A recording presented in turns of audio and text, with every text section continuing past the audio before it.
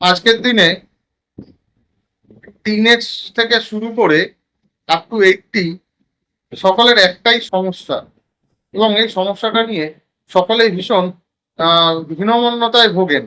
সেটা হচ্ছে আমার চুল পড়ে যাচ্ছে। এই চুল পড়া নিয়ে কখনো আমরা তেলের দোষ, তো কখনো জলের দোষ, বা কখনো শ্যাম্পুর দোষ, এই এই জিনিসগুলোকে আমরা দোষ দিয়ে থাকি, কিন্তু কখনোই আমরা নিজেদের দিকে দোষ দিই না যে আমাদের নিজেদের কি ভুলে যে আমাদের এই চুল পড়ে যাচ্ছে। নমস্কার, আপনারা দেখছেন স্বাস্থ্যবন্ধু ইউটিউব চ্যানেল, আর আমি আপনাদের স্বাস্থ্যবন্ধু শুভঙ্কর। স্বাস্থ্যবন্ধু ইউটিউব চ্যানেলে আমি বিভিন্ন প্রকার রোগ, তার প্রতিকার এবং তার প্রতিরোধ নিয়ে আলোচনা করি খুব সহজ সরল ভাষায়। তো আমার চুল পড়ে যাচ্ছে, বিভিন্ন কারণে চুল পড়তে পারে, আজকে সেইটা নিয়েই আলোচনা করব। দেখুন, চুল পড়া, তা আমি প্রথমেই একটু বলি যে আমাদের ন্যাচারাল কিছু নিয়মে আমাদের চুল পড়বে। আজকে যে চুলটা জন্ম নিল, ঠিক 3 মাস পরে প্রাকৃতিক কারণে সেই চুলটা কিন্তু ঝরে যাবে। অর্থাৎ একটা চুলের স্থায়িত্বকাল হচ্ছে বা লংজিভিটি হচ্ছে 3 মাস। তো এখন স্বাভাবিক কারণে কিছু চুল আমাদের ঝরে পড়ে, তো আমরা একটু বেশ চিন্তিত হয়ে যাই। এখন কি করে বুঝবো যে আমার চুল পড়ছে, মানে এক্সেসিভ পড়ছে, নাকি আমার প্রাকৃতিক নিয়মে আমার চুল পড়ছে? প্রতিদিন যদি 150 থেকে 200টা চুল আমাদের যদি পড়ে, তাহলে সেটা কিন্তু স্বাভাবিক। কারণ তাহলে কি করে বুঝবো? আমি তখন চুল পড়ে যাচ্ছে আর চুলটা গুনবো না যে আমার কতগুলো চুল পড়ছে? একটা ছোট্ট উপায় আপনি অবলম্বন করতে পারেন, যে সেটা আপনার বুঝতে পারবেন যে আমার চুলটা কি নর্মাল পড়ছে নাকি এক্সেসিভ পড়ছে। কি করবেন? মহিলাদের জন্য এটা বিশেষ করে বলছি। আপনারা এই মাথার চুল প্রথমেই গুনে গুনে, ঠিক এইভাবে গুনে গুনে 100টা চুল আপনি নিন। নিয়ে হালকা করে এইভাবে টানুন, হালকা করে, হ্যাঁ, হালকা করে এইভাবে টানুন। দিয়ে দেখুন সেখানে কতগুলো চুল আসছে। তাতে যদি 8টা থেকে 10টা চুল আসে, তাহলে জানবেন যে এটা আপনার একদমই স্বাভাবিক। কিন্তু তার থেকে বেশি আসে, তাহলে হ্যাঁ, সেটা অবশ্যই আপনার এক্সেসিভ হেয়ার ফল। দেখুন, এক্সেসিভ হেয়ার ফল অনেকগুলো কারণে হয়। শরীরের ভেতরের কোনো সমস্যার জন্য হতে পারে। যেমন প্রথম হচ্ছে, মহিলাদের ক্ষেত্রে দেখা যায় চুল পড়ার প্রায়, আমি আমার নিজের অভিজ্ঞতা থেকে বলছি, 80 থেকে 90% চুল পড়ার কিন্তু কারণ হচ্ছে থাইরয়েডের সমস্যা। যাদের এই থাইরয়েডের সমস্যা আছে, তাদের একটু চুলটা বেশিই পড়ে। সুতরাং আপনি সেটা একটু চেক করে নেবেন আপনার থাইরয়েডটা, এবং থাইরয়েড যদি আপনার নর্মাল হয়ে যায়, তখন দেখবেন চুল পড়াটা কমে যায়। এছাড়া কি হয়? এছাড়া আমাদের স্ক্যাল্পের কিছু ইনফেকশন, স্ক্যাল্পের সমস্যার জন্য চুল পড়ে। আজকে আমি কয়েকটা উপায় বলছি, যে করে আপনি আপনার চুল পড়া বন্ধ করতে পারেন। 1 নম্বর, আবার ওটা মহিলাদের জন্যই বলছি। মহিলাদের নর্মালি লম্বা চুল হয়, কখনোই ভেজা চুল খোপা করে রাখবেন না। এই ভেজা চুল খোপা করে রাখলে কি হয়?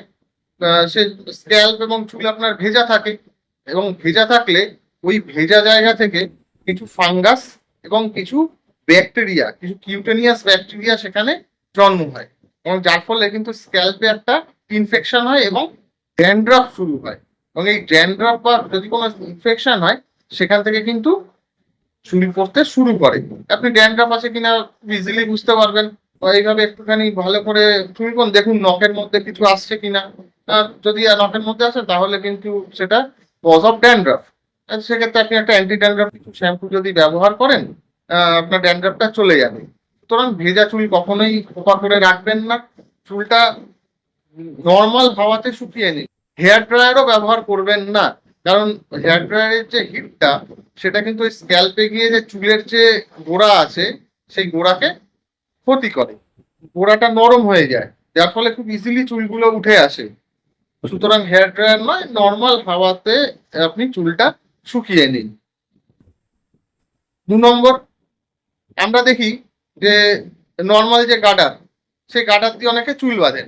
নর্মাল গার্ডার দিয়ে চুল বাঁধবেন না, কারণ নর্মাল গার্ডারের থিকনেসটা হয় খুব সরু, এবং আপনার চুলে যখনই আপনি গার্ডারটা বাঁধছেন তখনই সেখানে ওই চুলের মধ্যে প্রচন্ড চাপের সৃষ্টি হয়, যার ফলে সেই জায়গা থেকে চুলটা ভেঙে গিয়ে স্প্লিট এন্ড, মানে এই চুলটা থেকে এখান থেকে আরেকটা মুখ বেরিয়ে যায়, এটাকে বলি স্প্লিট এন্ড। এই স্প্লিট এন্ড বেরিয়ে যায়, স্প্লিট এন্ড বেরোবার ফলেও কিন্তু চুল আপনার পড়তে পারে। অনেক মহিলারা খুব শক্ত করে বা টান টান করে চুল বাঁধেন। আপনি যত টেনে চুল বাঁধবেন তত কিন্তু আপনার চুলের সে গোড়ায় টান পড়বে। যত চুলের গোড়ায় টান পড়বে, গোড়াটা আস্তে আস্তে নরম হবে, ফলে চুলটাকে ধরে রাখার জন্য যে শক্তি সেটা সে হারিয়ে ফেলবে। সুতরাং চুলটা কিন্তু আপনার তখন পড়তে শুরু করবে। শ্যাম্পুর পর অবশ্যই একটা কোনো ভালো কন্ডিশনার ব্যবহার করবেন। শ্যাম্পু আমাদের কি করে? শ্যাম্পু আমাদের যে চুলে যে ময়লা জমে, ধুলো বালি ময়লা যেগুলো আমাদের জমে, সেইগুলো ক্লিন করে।